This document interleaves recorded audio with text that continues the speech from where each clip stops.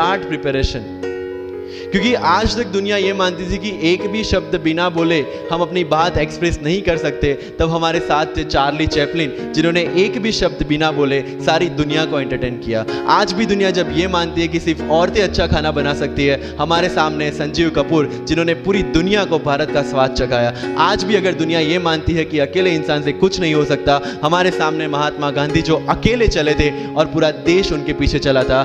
आज भी दुनिया अगर ये मानती है कि धनवान बनने के लिए धनवान घर में पैदा होना जरूरी है, हमारे सामने धीरूभाई अंबानी, जिन्होंने पूरी दुनिया को एक सपना दिखाया, कर लो दुनिया मुट्ठी में। और आज रिलायंस इंडस्ट्री वर्ल्ड की और इंडिया की सबसे बड़ी इंडस्ट्री है। आज भी दुनिया अगर ये मानती है कि हम कम एज ज्यादा एज में कुछ नहीं कर सकते, हमारे सामने अमिताभ बच्चन, जो आज भी एक साल में 3 ब्लॉकबस्टर मूवीज देते हैं। अगर आप ये मानते हैं कि सिविल सर्विस में आने के लिए आपका बैकग्राउंड होना जरूरी है, आपके सामने Shahrukh Khan without any background आज भी बॉलीवुड का बादशाह है। अगर आज तक दुनिया ये मानती थी कि हम सिर्फ धरती पे रहने के लिए बने हैं, हमारे सामने नील आर्मस्ट्रॉन्ग, जो चंद्र पे जाके आए।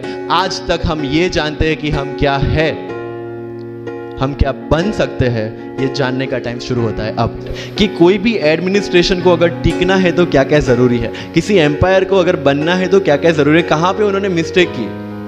They should have focused on the consolidation rather than expansion. They focused on the expansion rather than consolidation, and that is where they made the mistake. Till the time of Akbar, it was same, but later on, that consolidation comes into picture. UPSC में भी same है. Consolidate what you are read and then go for the expansion. अगर NCERT पढ़ी है तो उसको consolidate करोगे, इसमें से क्या निकला, then go for the Bipin Chandra advance books. Getting my point? So अगर आपको भी आपका यूपीएससी का एम्पायर मजबूत बनाना है, then go for the consolidation first and then go for the expansion. So you have to make one thing very clear कि जो अनसर्टेनिटी है, that is part of UPSC. It's unpredictable public service commission. तो अगर if you have noticed 17 का mains का pattern भी अलग था compare to 16। So this is just to give you level playing field. UPSC का ये चीज़ है कि it will always equal the opportunity for everyone. तो सीनियर और फ्रेशर्स के बीच में इक्वल अपॉर्चुनिटी देने के लिए they give this unpredictability. One thing make sure, 17 का पेपर पैटर्न अलग था, 18 का तो कंप्लीटली अलग था, 19 का वी डोंट नो कि कैसा होगा। So your preparation should never get changed. आपका जो ट्रैक है जिसमें आप स्टैटिक की प्रिपरेशन कर रहे हैं और करंट अफेयर्स की प्रिपरेशन कर रहे हैं, जिस हिसाब से कर रहे हैं, follow the same, because everybody is doing the same and whatever the change will be there in UPSC will be equal for all.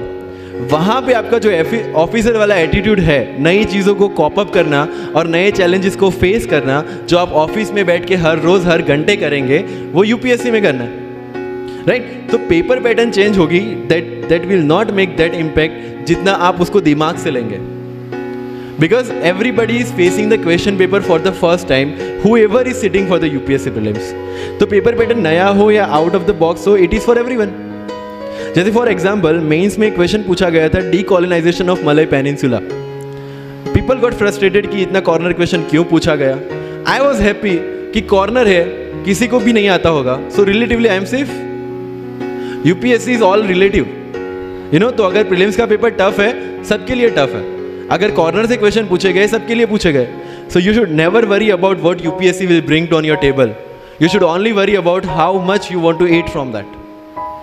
Right? So unpredictably is part of the exam. Prelims में भी है, mains में भी है, and UPSC interview में तो सबसे ज़्यादा है. Why to worry about that which is not in our hand? What is in our hand? Preparation, static portion, current affairs. Give your 100% to that. That's all. Clear?